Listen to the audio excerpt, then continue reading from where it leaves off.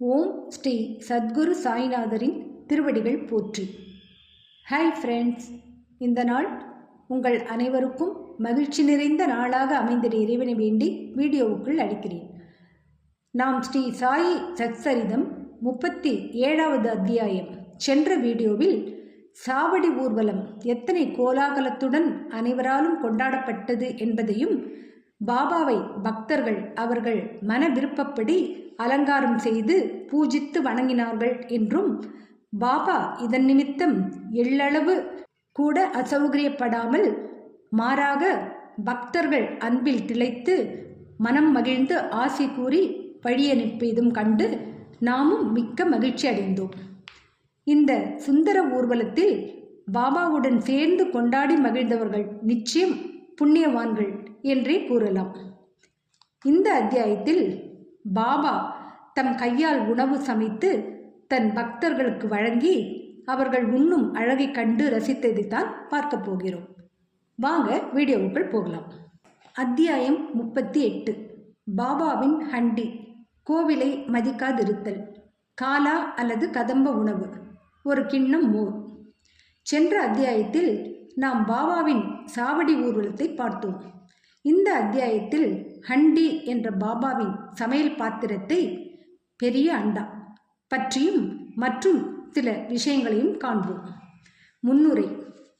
ஓ புனிதமான சத்குரு சாயி, உலகம் அனைத்துக்கும் மகிழ்ச்சியை நல்கி அடியவர்களின் நலன்களை நிறைவேற்றி தங்களின் திருவடிகளை சரணடைந்தவர்களின் பேரிடர்களை போக்குபவருமான தங்களை வணங்குகிறோம்.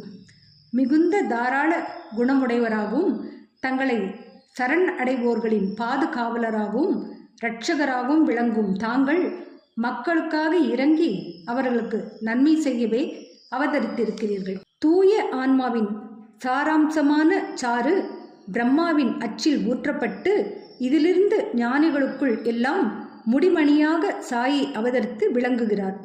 இந்த சாயி ஆத்மராமனேயாவார். தூய தெய்வீக பேரின்பத்தின் இருப்பிடமே அவர்.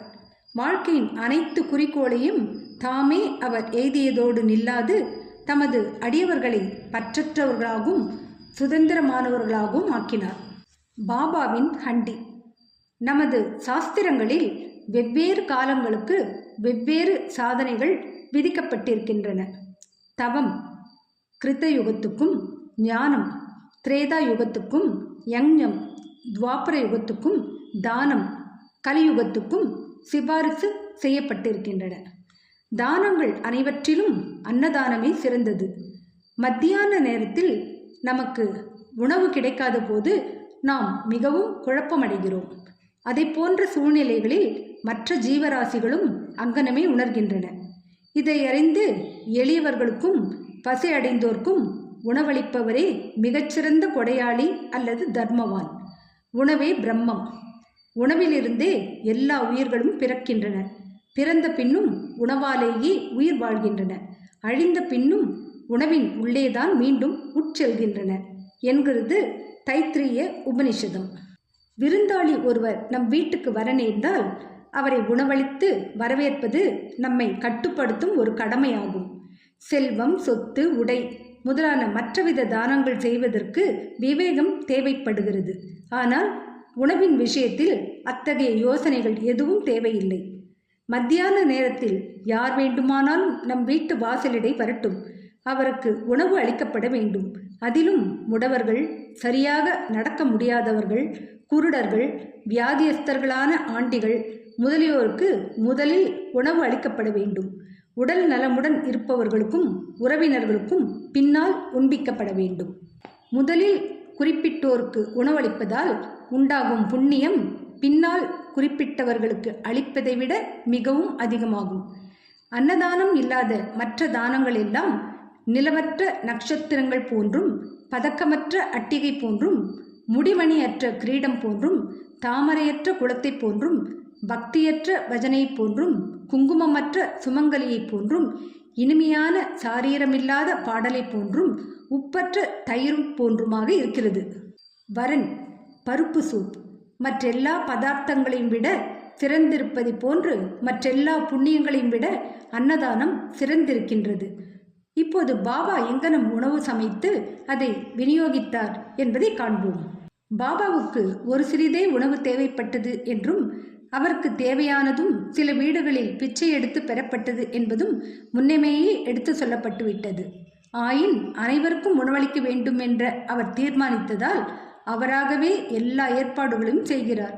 இந்த விஷயத்தில் அவர் எவரையும் சார்ந்திருக்கவோ தொல்லைப்படுத்தவோ இல்லை. முதலில் கடைவீதிக்கு சென்று சோளம், மாவு, நறுமண பலசரக்கு வகைகள் முதலிய எல்லாவற்றையும் பணம் கொடுத்து வாங்குகிறார். கோதுமை அரைத்தலையும் தாமே செய்கிறார். மசூதிக்கு முன்னால் உள்ள திறந்த வெளியில் ஒரு பெரிய அடுப்பை வைத்து நெருப்பை மூட்டி அதற்கு மேல் ஹண்டி என்னும் ஒரு பாத்திரத்தை சரியான அளவு தண்ணீர் ஊற்றி வைக்கிறார். 2 விதமான ஹண்டிகள் இருந்தன. ஒன்று சிறியது, மற்றொன்று பெரியது. முன்னது 50 பேருக்கு உணவளிக்க ஏற்றது, பின்னது 100 பேருக்கானது. சில சமயம் அவர் மிட்டா சாவல் என்னும் சர்க்கரை பொங்கலை சமைத்தார். மற்றும் சில சமயங்களில் புலவை மாமிசத்துடன் சமைத்தார். சில சமயங்களில் கொதித்து கொண்டிருக்கும் வரன் என்னும் சூப்பில் கோதுமை மாவை சிறு உருண்டைகளாகவோ அல்லது தட்டையான ரொட்டிகளாகவோ செய்து மிதக்கவிட்டார். வாசனை பொருட்களை அம்மியில் வைத்து இடித்து தூளை சமையல் பாத்திரத்தில் போட்டார். உணவை மிகவும் சுவையானாக்க அவர் எல்லா சிரமங்களையும் எடுத்துக்கொண்டார். ஜவ்வாரி, கேழ்வரகு மாவை தண்ணீருடன் கொதிக்கவிட்டு அதை தயிருடன் கலந்து அம்பீல் கூழ் தயார் செய்தார். உணவுடன் இந்த அம்பீலை அனைவருக்கும் ஒரே மாதிரியாக விநியோகித்தார். உணவு ஒழுங்காக வேகிறதா என்பதை பார்க்க பாபா தனது கப்னியின் கைகளை மேலே சுருட்டிவிட்டு கொண்டு தனது வெறும் கையை கொதிக்கும் பாத்திரத்தில் துளியும் பயமின்றி விட்டு கொதிக்கும் கலவையை நன்றாக மேலும் கீழும் பக்கங்களிலும் கலக்கி விடுகிறார். கை வெந்ததற்கான எந்த அடையாளத்தையோ முகத்தில் பயத்தின் எவ்வித சாயலையோ காண முடிவதில்லை. சமையல் முடிந்ததும் பாத்திரங்களை மசூதிக்கு கொண்டு வந்து உரிய முறையில் மௌல்வியை கொண்டு புனிதமாக்கினார். முதல் உணவின் ஒரு பகுதியை மஹல்சாபதிக்கும் தாத்யா பாடேலுக்கும் அனுப்பிவிட்டு மிச்சத்தை எல்லா ஏழை எளியவர்களுக்கும் திக்கற்றவர்களுக்கும் அவர்கள் உளம் நிறையும் வண்ணம் தமது கையாலேயே பரிமாறினார். பாபா தாமே சமைத்து தாமே பரிமாறிய உணவை உட்கொண்டவர்கள் நிச்சயமாக ஆசீர்வதிக்கப்பட்டவர்கள், அதிர்ஷ்டசாலிகள். இத்தருணத்தில் ஒரு சிலர் சந்தேகத்தையும் கிளப்பலாம். பாபா காய்கறிகளையும் அசைவ உணவையும் பிரசாதமாக தமது அடியவர்களுக்கு ஒரே மாதிரியாகவா வழங்கினார்? விடை வெளிப்படையானதும் எளிதானதும் ஆகும். அசைவ உணவு பழக்கப்பட்டோருக்கு ஹண்டியிலிருந்து பிரசாதமாக உணவு வழங்கப்பட்டது. அதில் பழக்கமில்லாதவர்களை அதை தொட அனுமதிப்பதில்லை. இவ்வுணவை விசேஷமாக அனுசரிக்க அவர் அவர்களிடம் எவ்வித விருப்பத்தையோ ஆசையையோ தூண்டிவிட்டதில்லை. குருவே பிரசாதமாக எதையாவது அளிக்கும்போது அது ஏற்றுக்கொள்ளத்தக்கதா இல்லையா என்று எண்ணுபவன் நரகத்தை அடைகிறான் என்னும் ஒரு கொள்கை நன்றாக உறுதி செய்யப்பட்டிருக்கிறது. இந்த கொள்கையை எந்த ஒரு சீடனும் எவ்வித மனதில் ஏற்றுக்கொண்டிருக்கிறான் என்பதை அறிய சில நேரங்களில் பாபா சோதனைகள் நடத்துவார். உதாரணமாக, ஒரு ஏகாதசி தினத்தன்று தாதா கேல்கரிடம் சில ரூபாய்கள் கொடுத்து அவரையே நேராக கொரலாவுக்கு சென்று அங்கிருந்து மாமிசம் வாங்கி வரும்படி கூறினார். இந்த தாதா கேல்கர் ஒரு வைதீக பிராமணர். எல்லா வைதீக சம்பிரதாயங்களையும் வாழ்க்கையில் அனுசரித்தவர். செல்வம், தானியங்கள், உடை முதலியவைகளை சத்குருவிற்கு சமர்ப்பிப்பதெல்லாம் போதாதென்றும் முழு நிறை நம்பிக்கையுள்ள கீழ்ப்படிதலும் அவரது உத்தரவுகளை சரிநுட்பமாக நிறைவேற்றுதலுமே அவரை மிகவும் மகிழ்விக்கும் உண்மையான தட்சிணையாகும் என்பதை அவர் அறிவார். எனவே தாதா கேல்கர் உடைகளை உடுத்திக்கொண்டு அவ்விடத்துக்கு கிளம்பினார். பிறகு பாபா அவரை கூப்பிட்டு, நீயே போகாதே, யாரையாவது அனுப்பு என்று கூறினார். இதன் பேரில் தாதா தமது வேலையாள் பாண்டுவை இதற்காக அனுப்பினார். பாபா அவரையும் திரும்ப வர சொல்லி அதையும் ரத்து செய்துவிட்டார். மற்றொரு சந்தர்ப்பத்தின் போது புலாவ் என்னும் மாமிசக்கரியில் உப்பு சரியாக இருக்கிறதா என்பதை சற்று சுவைத்து பார்க்கும்படி பாபா தாதாவை கேட்டார். பின்னவர் சாதாரணமாகவும் முறைக்காகவும் அது சரியாக இருக்கின்றது என்று கூறினார். அதற்கு பாபா, நீ அதை கண்ணால் பார்த்ததோ நாவால் சுவைத்ததோ கிடையாது. பின்னர் அது சுவையாய் இருக்கிறது என்று எப்படி உன்னால் உரைக்க முடியும்? பாத்திரத்தின் மூடியை திறந்து பார் என்று கூறிக்கொண்டே பாபா அவரது கையை பிடித்து பானைக்குள் அழுத்தி கையை முன்னால் நீட்டி கரண்டியை எடுத்து வைதீகத்தை பற்றி கவலைப்படாமல் பதறாமல் கொஞ்சம் எடுத்து சாப்பாட்டில் போட்டுக்கொள் என்றார். தாய்க்கு குழந்தையிடம் ஒரு உண்மையான அன்பின் அலை தோன்றும் போது அதை கிள்ளிவிட்டு அழத் தொடங்கியதும் தன் மார்போடு அணைத்து கொள்கிறாள். அவ்வாறே பாபா உண்மையான தாய் என்ற முறையில் தாதா கேல்கரை இவ்விதமாக கிள்ளிவிட்டார். உண்மையில் எந்த ஞானியோ அல்லது குருவோ தடுக்கப்பட்ட உணவை தமது வைதீக சீடனை உண்ணும்படி வற்புறுத்தி அதன் மூலம் தம்மை கீழ்ப்படுத்தி கொள்ள மாட்டார். இந்த ஹண்டி விவகாரம் 1910 வரை சில காலம் நடந்தது. பிறகு நின்றுவிட்டது. முன்னரே கூறியதைப் போன்று தாஸ்கனு பாபாவின் புகழை பம்பாய் மாகாணமெங்கிலும் தம் கீர்த்தனைகளால் பரப்பினார். அப்பகுதியிலிருந்து ஷீரடிக்கு மக்கள் திரளாக வந்து கூடத் தொடங்கினர். ஷீரடி சில நாட்களுக்குள்ளாகவே ஒரு புனித கஷேத்திரம் ஆகிவிட்டது. பக்தர்கள் வெகுமதி அளிப்பதற்காக பல்வேறு பொருட்களை கொணர்ந்தனர். வெவ்வேறு உணவு வகைகளை நெய்வேத்தியமாக சமர்ப்பித்தனர். அவர்கள் அவ்வாறு அளித்த உணவுப் பொருட்கள் எவ்வளவு என்றால், பக்கிரிகளும் ஆண்டிகளும் வயிறு புடைக்க உண்டுவிட்டு பின்னும் மீதி இருக்கும் அளவு இருந்தது. எங்கனம் நெய்வேத்தியம் பகிர்ந்தளிக்கப்பட்டது என்று கூறும் முன்பு உள்ளூரில் இருந்த கோவில்களின் மீதும் தெய்வங்களின் மீதும் பாபாவுக்கு எத்தகைய மரியாதையும் ஆர்வமும் இருந்தது என்பதை விளக்கும் நானா சாஹேப் சந்தோர்கரின் கதையை எடுத்துக்கொள்வோம். நானா சாஹேப் கோவிலை மதியாதிருத்தல். சிலர் தங்களுக்கே உரிய முறையில் அனுமானித்து கொண்டும் யூகித்து கொண்டும் சாயி ஒரு பிராமணர் என்றும் சிலர் அவர் ஒரு முகமதியர் என்றும் கூறினர். உண்மையில் அவர் எந்த ஜாதியையும் சேர்ந்தவர் அல்ல. எப்போது எந்த ஜாதியில் பிறந்தார் என்பதையும் அவரது பெற்றோர் யார் என்பதையும் ஒருவரும் நிச்சயமாக அறிந்திருக்கவில்லை.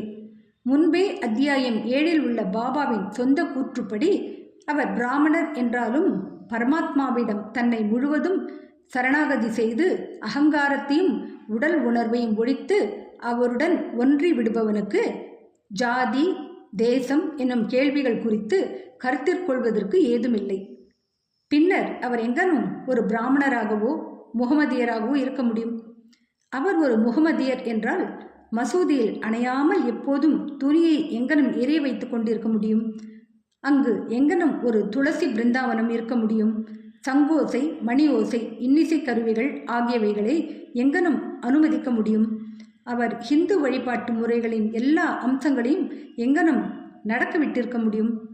அவர் ஒரு முகமதியராக இருந்தால் அவர் காதுகள் குத்தப்பட்டிருக்குமா? ஹிந்து கோவில்களை செப்பனிட தம் கையில் இருந்த பணத்தை அவர் செலவு செய்திருக்க முடியுமா? மாறுபாடாக ஹிந்து கோவில்களையும் தெய்வங்களையும் மதியாமல் இருப்பதை அவர் சிறிதும் சகிப்பதில்லை. ஒருமுறை நானா சாஹேப் சந்தோர்கர் பினிவாலே என்ற தனது ஷட்டகருடன் ஷீரடிக்கு வந்தார். அவர்கள் மசூதிக்கு சென்று பாபாவின் முன்னால் அமர்ந்து பேசிக் கொண்டிருந்த போது பாபா திடீரென்று நானா சாஹேப்பின் மீது கோபமடைந்தார். நீ இவ்வளவு காலம் எனது கூட்டுறவில் இருக்கிறாய், எங்கனும் நீ இவ்விதம் நடந்து கொள்கிறாய் என்று அவரை கேட்டார். முதலில் நானா சாஹேபுக்கு ஒன்றும் புரியவில்லை. தாழ்மையுடன் விளக்கும்படி கேட்டுக்கொண்டார். பாபா அவரை கோபர்காவன் எப்போது வந்தார் என்றும் அங்கிருந்து ஷீரடிக்கு எங்கனம் வந்தார் என்பதையும் கேட்டார். உடனே நானா சாஹேப் தன் தவறை புரிந்து கொண்டார். அவர் ஷீரடிக்கு வரும்போதெல்லாம் கோபர்காவனில் கோதாவரி கரையில் உள்ள தத்தரின் கோவிலை வழிபட்டு வருவது வழக்கம். ஆனால் இம்முறை தத்தரின் பக்தரான தனது உறவினரையும் அக்கோவிலுக்கு போகாமல் தடுத்து தாமதத்தை தவிர்க்கும் பொருட்டு ஷீரடிக்கு நேரடியாக வந்துவிட்டார். இக்குற்றத்தை எல்லாம் அவர் பாபாவிடம் ஒப்புக்கொண்டு கோதாவரியில் குளித்து கொண்டிருக்கும் போது ஒரு பெரிய முள் அவர் பாதத்தில் குத்திவிட்டதனால் அது அவருக்கு மிகுதியான தொல்லையை கொடுத்தது என்று கூறினார். பாபா அது அவருக்கு லேசான தண்டனை என்று கூறி எதிர்காலத்தில் ஜாக்கிரதையாக இருக்கும்படி கூறினார். காலா கதம்ப உணவு. நெய்வேத்தியம் விநியோகிக்கப்படும் கதைக்கு திரும்புவோம். ஆரத்தி நிகழ்ச்சி முடிந்த பின்னால் எல்லோரையும் உதவியுடனும் ஆசீர்வாதங்களுடனும் அனுப்பிய பிறகு உள்ளே சென்று நிம்பாரில் தமது முதுகை சாய்த்து கொண்டு 2 வரிசையுள்ள பந்தியுடன் அமர்ந்திருப்பார். நெய்வேத்தியம் கொண்டு வந்த பக்தர்கள் பூரி, மாண்டி, போலி, பாசந்தி, சன்சா, சோறு முதலியவை உள்ள தங்களது உணவு பாத்திரங்களை வலிந்து உள்ளே அனுப்புவார்கள். பாபாவினால் புனிதமாக்கப்பட்ட உணவின் பிரசாத்திற்காக வெளியே காத்து கொண்டிருப்பார்கள்.